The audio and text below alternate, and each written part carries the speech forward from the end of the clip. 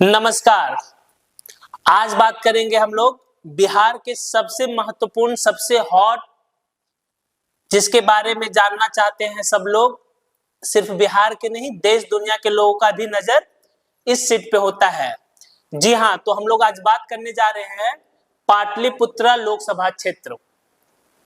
ये बिहार के साथ साथ पूरे देश के हॉट सीट में आता है। कारण सिंपल है, ये वो सीट है जहां पे लालू यादव चुनाव हारे हैं और उनको हराया है उनके अपने करीबी, अपने दोस्त श्री रंजन यादव जी ने। तो लालू यादव जी जब चुनाव लड़े थे इस सीट से, तो उनको अपने दोस्त रहे श्री रंजन प्रसाद यादव जी ने चुनाव हरा दिया था और वो जदयू के टिकट से विजयी हुए थे। इसलिए पाटलिपुत्रा लोकसभा क्षेत्र बिहार के साथ साथ देश के सबसे हॉट सीट है। तो चलिए आज हम लोग बात करते हैं बिहार के सबसे चर्चित और सबसे हॉट सीट पाटलिपुत्रा लोकसभा क्षेत्र। उससे पहले, शुरू करने से पहले आप लोग से गुजारिश है कि चैनल को सब्सक्राइब कर लीजिए ताकि आने वाले सारे लोकसभा क्षेत्र का वीडियो आपको आसानी से मिल सके। तो चैनल को सब्सक्राइब कर लीजिए। अब हम लोग चलते हैं, मुद्दे की बात करते हैं। देखिए, लोकसभा क्षेत्र पाटलिपुत्रा, ये सीट इतना चर्चित क्यों है? पहले ये सीट पटना लोकसभा क्षेत्र के अंतर्गत आता था। पटना जिला में पहले एक लोकसभा क्षेत्र होता था, लेकिन 2008 में परिसीमन के बाद पटना को 2 लोकसभा क्षेत्र में बांट दिया गया और एक नया लोकसभा क्षेत्र बना पाटलिपुत्र लोकसभा क्षेत्र। और इस पे सबसे पहले चुनाव हुआ 2009 में। यहां से जदयू के कैंडिडेट थे डॉक्टर रंजन प्रसाद जी और आरजेडी की तरफ से लड़ रहे थे आरजेडी के सुप्रीमो श्री लालू प्रसाद यादव जी। चुनाव बड़ा रोचक था क्योंकि उनके दोस्त उनके सामने थे, सीधी टक्कर हुई और चुनाव के नतीजे के बाद लालू यादव को हार का सामना करना पड़ा। और तब से लेकर आज तक आरजेडी सीट से लगातार टक्कर दे रही है, लेकिन जीत अभी तक नहीं हुई है। तो पटना के इस लोकसभा क्षेत्र में, पाटलिपुत्रा लोकसभा क्षेत्र में वर्तमान में जो सांसद हैं उनके बारे में भी बड़ा इंटरेस्टिंग बात है। डॉक्टर रामकृपाल यादव। रामकृपाल यादव जी लालू यादव के हनुमान हैं, मतलब हनुमान थे। किन्हीं कारण से उनको जब टिकट नहीं दिया गया तो पार्टी छोड़कर बीजेपी ज्वाइन कर लिए और 2014 में लालू यादव की पुत्री मीसा भारती को करारी शिकस्त दी। तो ये सीट इसलिए चर्चित है क्योंकि यहाँ एक तरफ से देखिए तो लालू यादव के परिवार का ही दबदबा है। एक तरफ से परिवार, ये रंजन यादव दोस्त है, रामकृपाल यादव उनके हनुमान थे और मीसा भारती, रितलाल यादव, जितने सारे नाम आएंगे सब यादव परिवार के आसपास ही घूमते हुए नजर आएगा। तो कभी कभी ये सीट हम लोग कह देते हैं, ये पाटलिपुत्रा सीट जो है वो यादव बनाम यादव है। मतलब एक ही जाति के कैंडिडेट यहाँ लड़ते हैं और सीधी मुकाबला में एक दूसरे को परास्त करके एक विजयी होते हैं, एक को करारी हार मिलती है। तो इसलिए ये सीट बहुत इंटरेस्टिंग है। और इस सीट चूंकि बिहार की राजधानी पटना में स्थित है, तो बाकी देश के लोग भी, जितने सारे राजनीतिक पॉलिटिकल पंडित है, इस पे नजर बनाए रखते हैं। नजर इसलिए भी बनाए रखते हैं क्योंकि यहाँ अभी भी लालू परिवार की बेटी, उनकी बड़ी बेटी मीसा भारती कैंडिडेट होती है। तो लोगों का नजर रहता है, खास करके पॉलिटिकल पंडितों का, विपक्ष के नेताओं का। तो ये टीवी के चर्चा का विषय बना रहता है। अगर लालू यादव की बेटी हारती है तो डिबेट का एक मुद्दा बन जाता है। लालू यादव खुद हारे यहाँ से, तो ये भी एक मुद्दा है। तो देखिए, चलिए शुरू करते हैं। पाटलिपुत्रा लोकसभा क्षेत्र का सामाजिक समीकरण क्या है, उसके साथ साथ पाटलिपुत्रा लोकसभा क्षेत्र में कौन कौन से विधानसभा क्षेत्र आते हैं, उन विधानसभा क्षेत्र में अभी बिहार के दलीय स्थिति क्या है, किसके विधायक वहां से ज्यादा जीत कर आते हैं, उसके साथ साथ पटना पाटलिपुत्रा लोकसभा क्षेत्र का इतिहास क्या है। उसके बाद हम लोग लास्ट में देखेंगे कि 2024 में यहाँ किसके किसके बीच का मुकाबला होगा, कौन कौन यहाँ के संभावित उम्मीदवार हैं। देखिए, अब है पाटलिपुत्र लोकसभा क्षेत्र के अंतर्गत आने वाले विधानसभा क्षेत्र कौन कौन से हैं और वहां का प्रतिनिधित्व कौन से पार्टी के लोग कर रहे हैं। तो चलिए देखते हैं। देखिए, पहला है दानापुर। दानापुर में भी सीधी टक्कर होती है बीजेपी और आरजेडी की। फिलहाल यहाँ से विधायक है बाहुबली कहे जाने वाले रितलाल यादव, आरजेडी के विधायक है। बात करें कि इस सीट पे 2009-19 के लोकसभा क्षेत्र में बीजेपी लीड कर रही थी। तो जब विधानसभा का चुनाव होता है तो मुद्दा अलग होता है, वोटरों का मिजाज अलग होता है, लेकिन जैसे लोकसभा का चुनाव होता है मिजाज बदल जाता है। तो देखिए इस सीट पे बीजेपी लीड कर ली थी 2019 के परिणाम में। दूसरा सीट है मनेर। भाई वीरेंद्र, आरजेडी के फायर ब्रिगेड कहे जाने वाले भाई वीरेंद्र यादव जाति से आते हैं और वो यहाँ के फिलहाल विधायक हैं। और लेकिन इस सीट पे आरजेडी ने लीड किया था 19 के लोकसभा चुनाव में। तीसरा जो सीट है वो है फुलवारी, आरक्षित सीट है एससी से। यहां से अभी फिलहाल विधायक है गोपाल रविदास, सीपीआई एमएल, जो कि इंडिया अलायंस के महागठबंधन के सहयोगी दल हैं। चौथा सीट है मसौढ़ी, ये भी आरक्षित सीट है। यहां से रेखा देवी आरजेडी से, यहां पे भी आरजेडी लीड की थी 2019 के लोकसभा क्षेत्र में। उसके बाद मसौढ़ी आरजेडी का है। उसके बाद है पालीगंज, पालीगंज से अभी विधायक है संदीप सौरभ, पढ़े लिखे विधायक हैं और वो सीपीआई एमएल से ताल्लुक रखते। तो ये भी क्या है, महागठबंधन के पार्टनर हैं। यहां से भी लीड की थी आरजेडी। और लास्ट में है विक्रम, विक्रम में है सिद्धार्थ सौरभ कांग्रेस से और यहां लीड की थी बीजेपी। आपको ये भी बताते चले कि ये जो विक्रम के विधायक है सिद्धार्थ सौरभ, इन्होंने अपना पाला बदल लिया है और बीजेपी के तरफ गए हैं। अभी हाल ही में आप लोग देखे होंगे विधानसभा फ्लोर टेस्ट के समय, उसके बाद ये लोग पाला बदल दिए। हाल ही फिलहाल में कांग्रेस के 2 विधायक पाला बदलकर बीजेपी तरफ जा चुके हैं। तो ये जो विक्रम के विधायक है सिद्धार्थ सौरभ, इनका भी माना जा रहा है कि ये हो सकता है लोकसभा के उम्मीदवार होंगे, लेकिन इसका संभावना बहुत ही कम है। बीजेपी ये कभी नहीं चाहेगी कि राम कृपाल यादव का ये टिकट काट के किसी अन्य वो भी अलग दल से आने वाले विधायक को दे दिया जाए। लेकिन सिद्धार्थ सौरभ चूंकि भूमिहार समाज से आते हैं तो एक संभावना उनका भी बनता है।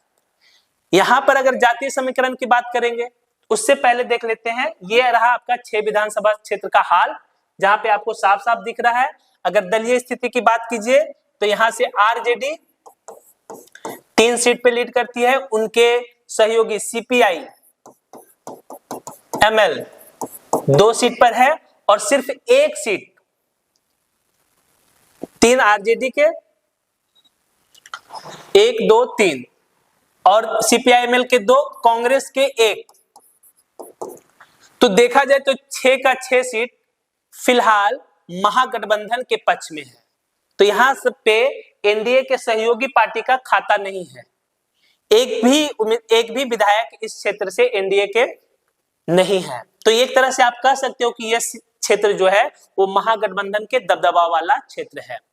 अब चलिए इसके बाद बात करते हैं यहाँ के सांसद कौन कौन रहे। देखिए ये क्योंकि बहुत नया सीट है, 2009 में ये सीट बना है, तो ये तो नया बना है, 2009 में इस पे फर्स्ट टाइम चुनाव हुआ। पहले ये सीट था पटना लोकसभा क्षेत्र का, तो पटना लोकसभा क्षेत्र में आता था। तो पटना लोकसभा क्षेत्र की बात जिस दिन करेंगे तो उसमें सारंगधर सिन्हा, भारतीय राष्ट्रीय कांग्रेस, ये सबसे पहले सांसद थे पटना के, जब फर्स्ट बार आम चुनाव हुआ था 1952 ईस्वी में। तो वहां के पहले सांसद थे सारंगधर सिन्हा। बाद के जो भी सांसद रहे तो वो काउंट होगा पटना लोकसभा क्षेत्र, जिसको हम लोग पटना साहिब बोलते हैं। उस जब आएंगे अगला बार उस पर बात करेंगे तो उनके सांसद के बारे में बात करेंगे। फिलहाल अगर पाटलिपुत्र संसदीय क्षेत्र की बात की जाए तो ये बहुत नया है। इस पे अभी तक 3 चुनाव हुए हैं।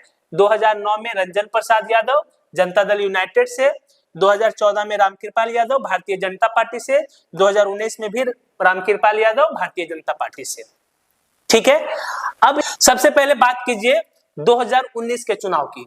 तो 2019 के चुनाव में आप देखेंगे, ध्यान से देखिए, 2019 के चुनाव में आप देखेंगे तो 2019 का रिजल्ट की बात करेंगे तो रिजल्ट देखिए साफ साफ दिखाएगा। बीजेपी से रामकृपाल यादव, इनको वोट मिला था 5,09,555। मीसा भारती आरजेडी, इनको वोट मिला था 4,70,236। बसपा से थे मोहम्मद कलीमुल्लाह, इनको 14,000 वोट मिला था। और एक बाप पार्टी है शैलेश कुमार को 9,000 और एपी के एसपी के शिव कुमार सिंह को 8,000। तो यहाँ पर जो जीत और हार का अंतर था वो लगभग 40,000 वोट से रामकृपाल यादव जीत हासिल किए थे। बड़ा इंटरेस्टिंग था, एक तरफ मीसा भारती लालू यादव की बड़ी बेटी, तो लालू परिवार का दांव पे लगा हुआ था इस सीट पे, लेकिन उनको करारी हार मिला लगभग 40,000 वोट से। उसके बाद जब 2014 में बात आई, 2014 में क्या रामकृपाल यादव फिर से चुनाव यहाँ बीजेपी से लड़े, वहां पे क्या 3,83,000 वोट मिला था उनको। आरजेडी से मीसा भारती लालू यादव की बेटी, उनको मिला 2,42,940 वोट। जदयू से लड़े थे रंजन प्रसाद यादव, ये उनको मिला था 97,288, और एक सीपीआईएमएल से लड़े थे रामेश्वर प्रसाद, उनको मिला था लगभग 52,000 वोट।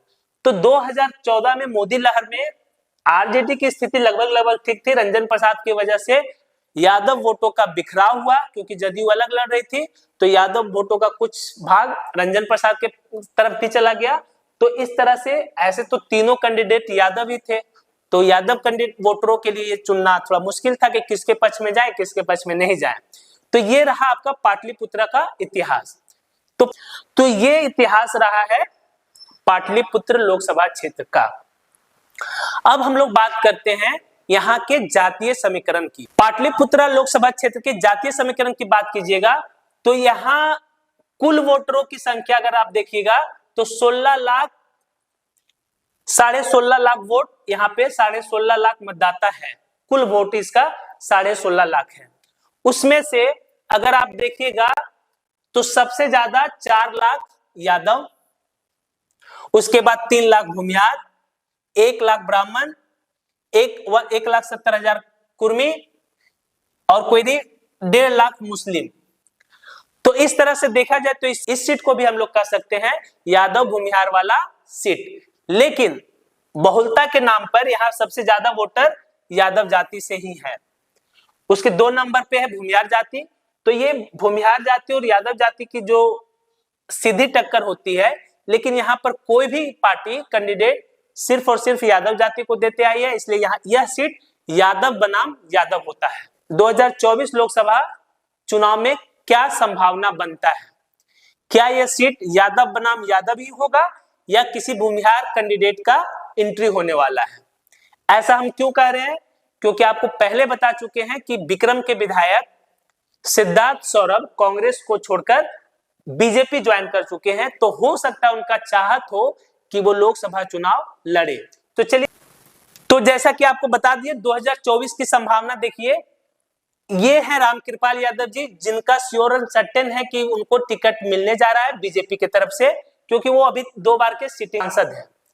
2 बार के सिटिंग सांसद रामकृपाल यादव बीजेपी के उम्मीदवार होंगे। अगर उनका टिकट किन्हीं कारणों से कटता है तो फिर एक संभावना जो बन रहा है सिद्धार्थ सौरभ जो कांग्रेस से बीजेपी में ज्वाइन किए हैं।